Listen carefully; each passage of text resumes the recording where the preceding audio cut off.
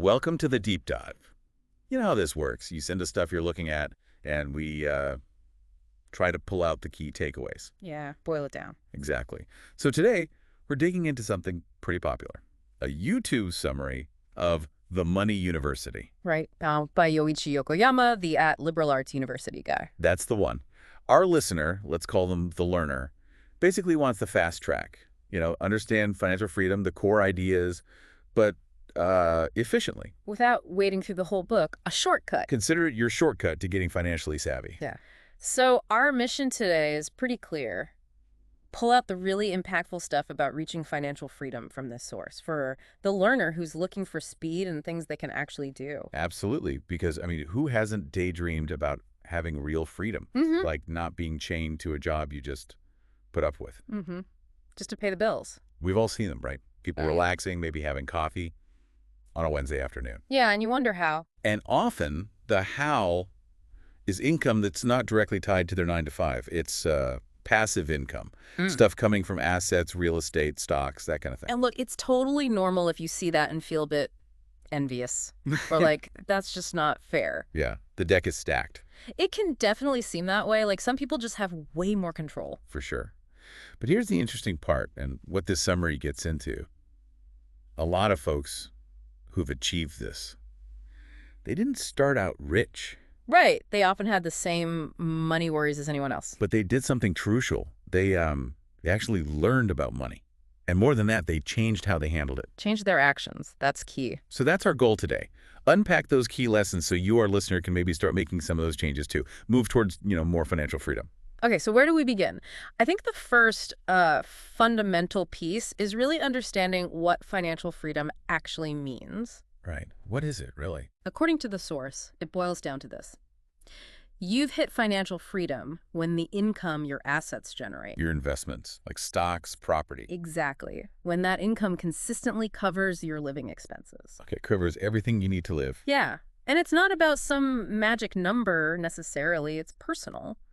Someone with really low expenses might feel free with, say, 100,000 yen a month from assets. While someone else, maybe even with 1,000,000 yen coming in, might still feel pinched if their lifestyle costs more. Totally depends on your spending. And, it's interesting. The source makes a distinction between having a pile of savings and real financial freedom. Ah, yeah.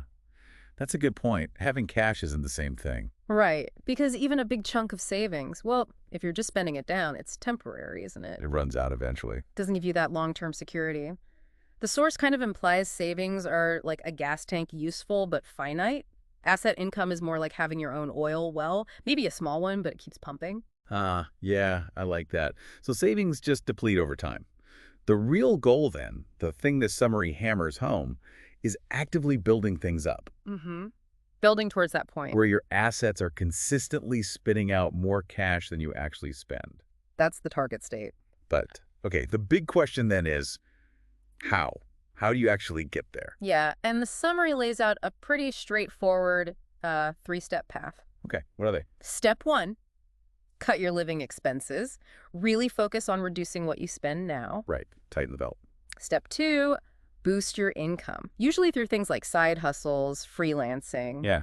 Earning more money outside your main job. Got it, more income streams. And then step 3, take that extra money you freed up and earned and use it to buy and grow assets. Okay, reduce spending, increase income, invest the difference. Makes sense. And the summary uses a great analogy like a leaky bucket. Ah, yeah. If you just pour more water, more income into a bucket full of holes, which are your expenses, well, it just drains out. You never fill it up. So you've got to plug the leaks first. Reducing spending comes first. Exactly. It's foundational.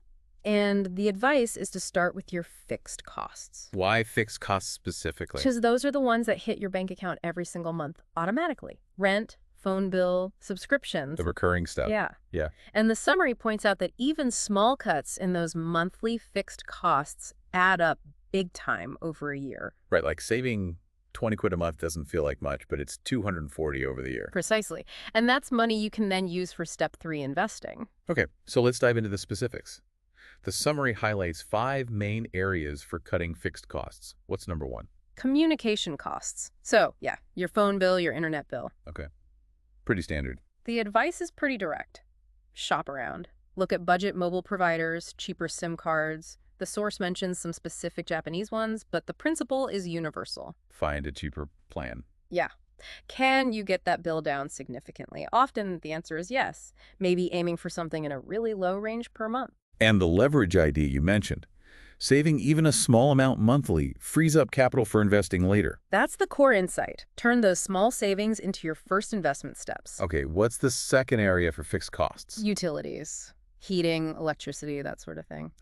Right. Energy bills. The point here is that prices can vary a lot between suppliers. The summary mentions deregulation in Japan, opening up competition. Which happens in many places. Exactly. Yeah. So it pays to compare. Switching providers might save you, maybe a relatively modest amount each month.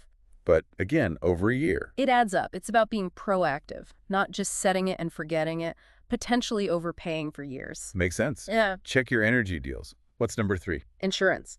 This one was pretty eye-opening in the summary. Oh, yeah. How so? It argues that many people are seriously overinsured, spending way too much. Really? Yeah, it even cited some data about how much households spend just on life insurance. A significant amount. Wow. So what's the takeaway? Don't get insurance. No, not exactly. The conclusion was more like, the essential private insurances are usually things like fire insurance for your home and maybe car insurance if you drive. Okay. The basics. Life insurance, maybe if you have dependents who rely solely on your income. But the summary really emphasized the strength of public health systems. Like the NHS here or similar systems elsewhere. Right. Using Japan's system as an example, it covers a large percentage of medical costs, and there are often caps on how much you pay out of pocket for major treatments. So the argument is you might already have a pretty solid safety net. Exactly. And trying to insure against every single possibility, probabilistically, it can be a losing game. The premiums add up. So the advice is focus on minimum necessary coverage and definitely shop around for prices, especially on things like home insurance. That's the gist. Don't overpay for peace of mind you might already have. Okay, crucial area number 4 for fixed costs. Rent. This is often the big one, right? The single largest monthly expense for many people. And the summary draws a direct line. Lower rent equals more freedom. Freedom to maybe work fewer hours or more time to dedicate to those side hustles we mentioned. It questions the logic of working most of your week just to pay the landlord. Yeah, it puts it pretty bluntly. Does it make sense for your main goal to be just covering rent? A provocative question. So the advice is prioritize lower rent. Obviously, you need decent living conditions. You don't want a place that harms your well-being or ability to earn. Certainly needs to be livable. But actively look for more affordable options. Yeah. Maybe slightly outside the city center or in rural areas where you might find good quality for less. And what about buying a house? Does the summary cover that? It does. Yeah. And it takes a pretty cautious stance. Oh, really? Not the get on the property ladder advice? Not really. It argues that outside of very specific high-demand areas, maybe prime city center locations, most new homes actually lose value initially. Depreciation. Yeah. Then you add mortgages, property taxes, maintenance costs. The summary essentially frames a typical home as a liability, something that takes money out of your pocket, not an asset putting money in. Which goes against the common wisdom for many. It does. The core message is focus on buying assets that generate income. A house that drains your cash every month might actually slow down your path to freedom. So the recommendation is? Generally, rent. Unless you can comfortably buy it outright, almost like a hobby purchase, not as your primary wealth-building strategy. Interesting perspective.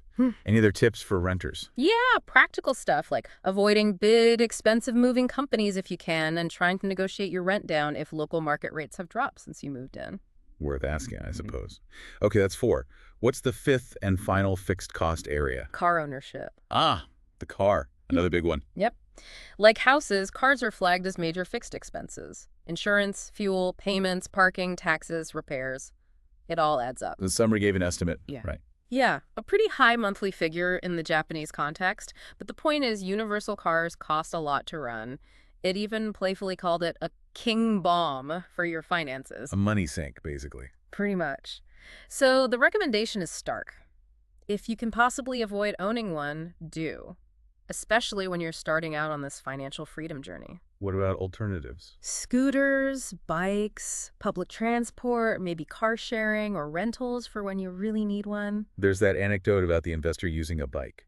Yeah, just highlighting that it's possible to function without a car, even for successful people. It acknowledges people want cars for status, family needs, Sure, practical reasons too. but urges you to weigh the total cost. And if you must have one, there's an interesting tip. Try to buy models known for holding their value well. Like certain brands or specific models that don't depreciate as fast. Exactly. Applying that asset thinking even to something that's generally a depreciating item, minimize the financial hit if you can. Right. Get something with good resale value. That principle could apply to other big purchases too. Good point. If you buy smart, consider resale. Okay, so that's step one covered. Slash those fixed costs. Communication, utilities, insurance, rent, car. Where do we go next? Step 2, increase your income through side hustles. Right. Earning more money. Why is this so crucial? Well, the summary points out 2 main reasons. First, your salary from your main job. Well, increases might be slow or limited. Yeah. Pay rises aren't always huge or frequent. Second, you need capital money to actually do step 3, which is buying assets. Side hustles are presented as the engine to generate that capital faster. So it's about creating extra cash flows specifically for investing. Largely, yes. And the summary lists loads of examples: blogging, YouTube, making audio stuff, selling crafts, programming, web design. Tons of possibilities. And the potential benefits aren't just the extra income, right? No, it mentions potential tax advantages too, like being able to deduct business expenses if you set it up properly. But it's not all sunshine and roses, is it? The summary acknowledges the challenges. Oh, definitely. It's very realistic. It says success isn't guaranteed. You might put in a lot of effort for, well, not much return initially. Could even lose money sometimes. Yeah. But the message is that overcoming this hurdle, finding something that works, is often necessary to really accelerate towards financial freedom. So perseverance is key. Maybe try a few things. Exactly. The mindset suggested is like, if 1 out of several attempts takes off, that's a win. And this links back to step 1, cutting costs. Absolutely. If your fixed expenses are low, you have less pressure. You can afford to experiment with side hustles without worrying about paying the rent next month if one doesn't work out immediately. Lower costs give you breathing room to take those risks. Precisely. It acts as a safety net. This summary also addresses the time commitment. Yeah, you might lose some leisure time, especially at the start. Putting in the hours up front. But the idea is that upfront effort can lead to much greater ease and free time later on. And crucially, just the experience of earning money independently, even small amounts, Builds confidence. builds confidence, teaches you skills, shows you it's possible. Plus, having other income reduces your reliance on your main employer, gives you more leverage, potentially. Okay, now within side hustles, the summary makes this distinction. Stock type versus flow type businesses. What's that about? Right, this is an interesting concept. Flow-type businesses are basically where you trade your time directly for money. Like freelancing per hour or selling handmade items one by one. Exactly. You do the work, you get paid, you stop working, the money stops. Like turning on a tap water only flows when it's on. Okay, direct effort equals direct income. What's the downside? The main drawback highlighted is that income is tied to your active hours. Makes it hard to take holidays, or if you get sick, the income stream dries up. You can feel like you're constantly on a hamster wheel. Right. So what's the alternative? Stock type. Stock-type businesses are different. You put in the effort up front to create something. Like a digital product. Or content. Yeah, like a blog that earns ad revenue, a YouTube channel, and an ebook you sell online, maybe an online course. Once it's created and out there, it can keep generating income. Even when you're not actively working on it that day. Potentially, yes. It's like planting a tree, initial effort, then hopefully years of fruit. It offers potentially much greater freedom and scalability long term. That's a clear difference. The summary gave an example, didn't it? About baking. Yeah, shifting from selling cookies individually, flow, to maybe creating online baking videos or selling a recipe ebook, stock, leveraging the same skill differently. So it's about creating assets within your side hustle. That's a good way to put it. Now, the summary is careful to say flow type isn't bad. Big companies are often flow-based. But for an individual starting out, Naming for freedom. the stock type approach is generally recommended for that potential passive income and flexibility. Okay, that makes sense. So step 1, cut costs. Step 2, build income, ideally stock type. What's step 3 again? Step 3, buy and grow assets with the money generated. This is where the real wealth building happens. This is the core of reaching that definition of financial freedom, where asset income covers expenses. The summary really zooms in on stocks and real estate here. As the primary long-term income generators. Yeah, seen as more stable, potentially, for long-term income compared to maybe the ups and downs of a side hustle itself. It explains why many financially successful people own these types of assets. Right. But we touched on this before. Why not just invest straight from your salary? Skip the side hustle hassle. And the summary circles back to this. It argues that for most people, the amount you can save and invest just from salary after covering expenses, well, it's limited. Makes the journey much slower. Exactly. By boosting your income first with side hustles, you dramatically increase the amount you can invest. You're essentially supercharging the asset building process. So the recommended order is clear. Side hustle first to generate capital, then plow that capital into assets. That's the strategy laid out. And a key warning here. Resist the temptation to spend that new side hustle money on fancy stuff that doesn't make you more money. Don't buy liabilities, buy assets. Right. The idea is build the assets first. Let the assets buy you the nice things later once the passive income is flowing. Delay gratification for long-term gain. Yeah. Okay. So when it comes to buying assets, particularly stocks, what's the specific advice? The strong recommendation is for index fund investing. Index funds. Why those specifically? Several reasons highlighted. One, they're usually very low cost, low fees. Which eat into returns, so low fees are good. Big time. Two, it's incredibly hard, even for professional fund managers, to consistently beat the average market return. Index funds basically aim for that average market return. So you're not trying to pick winning stocks, you're just buying the whole market, essentially. Pretty much, yeah. An index fund holds stocks designed to mirror a market index, like the S&P 500 in the U.S. Which is like 500 big U.S. companies. Exactly. Or the Nikkei in Japan, or global indexes. So investing in an S&P 500 index fund is kind of like buying a tiny piece of the whole U.S. economy. It's diversified. Spreading the risk. Right. And the summary mentions some specific, well-known global index fund examples. The general advice is to pick a broad, low-cost index fund. And just keep putting money in. Yeah, using dollar-cost averaging, investing a set amount regularly, like monthly. Takes the emotion out of it. Buy whether the market's up or down. That's the idea. It averages out your purchase price over time. A simple, steady, long-term approach. Okay, seems sensible. Build income, invest it steadily in low-cost index funds. But what about protecting that money? Ah, yes. Very important point the summary brings up. Safeguarding your money. From scams and things. Exactly. As your income and assets grow, unfortunately, you become a more appealing target for, let's say, dubious investment schemes. People promising amazing returns. Yeah, guaranteed high returns, complex property deals that sound too easy, maybe even your own bank pushing high-fee investment products. So financial literacy is key here. Knowing enough not to get tricked. That's the core defense.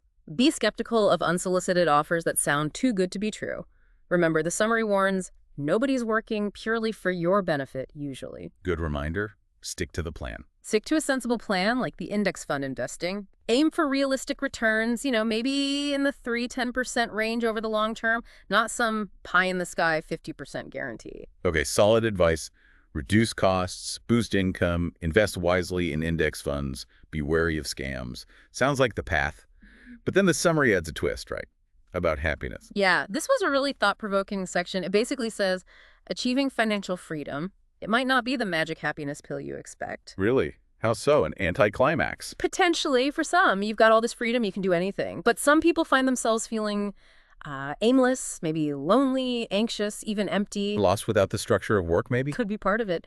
The summary references Adler's philosophy that happiness often comes from feeling useful, contributing to others, feeling needed. Which financial freedom alone doesn't provide. Not automatically. It shares examples of wealthy people who keep working or stay very active, not because they need the money, but for that sense of purpose or contribution. Although some people might be perfectly happy doing nothing. True. It acknowledges that too. But the main point is, reaching financial freedom isn't the end of the journey to happiness. It's maybe the start of a new phase. A phase where you have the resources, time, and money to figure out what does bring fulfillment. Exactly. Use that freedom to pursue passions, help causes, engage in things that give you that sense of purpose. It stresses the need for self-discovery. Find something you're passionate about. Otherwise, life can feel, well, a bit empty, even with all the money in the world. That's a really deep and important point to end on. Okay, let's quickly recap the main takeaways from this deep dive into the Money University summary. Sounds good. So first, financial freedom, Asset income greater than living expenses. Simple definition. Got it. Second, the 3 steps are crucial. 1, cut expenses, especially fixed costs, phone, utilities, insurance, rent, car. 2, boost income, ideally via stock-type side hustles that generate passive income. 3, invest that extra income into assets like stocks and real estate. And for stocks, index funds are highly recommended. Yep, low-cost, diversified index funds, invest regularly. And throughout all this, build your financial literacy to avoid scams and make smart choices. Don't get ripped off after all that hard work. Exactly. And finally, remember that freedom itself doesn't guarantee happiness. Reaching financial freedom is amazing, but finding purpose and using your resources wisely is key to genuine fulfillment. Fantastic summary. Thank you for joining us on this deep dive, exploring these ideas from the Money University. We really hope this breakdown has given you, our listener, some useful insights and maybe some concrete things to think about. And just one final thought for you to chew on. Now that you've heard this roadmap, this potential path to financial freedom, what's maybe one small, tangible step you could take, maybe even today, to just start moving, even slightly, in that direction? Yeah, what's one thing that resonated? Something you could actually do. Give that some thought. Consider what your own version of a more financially free life looks like and how you might begin that journey.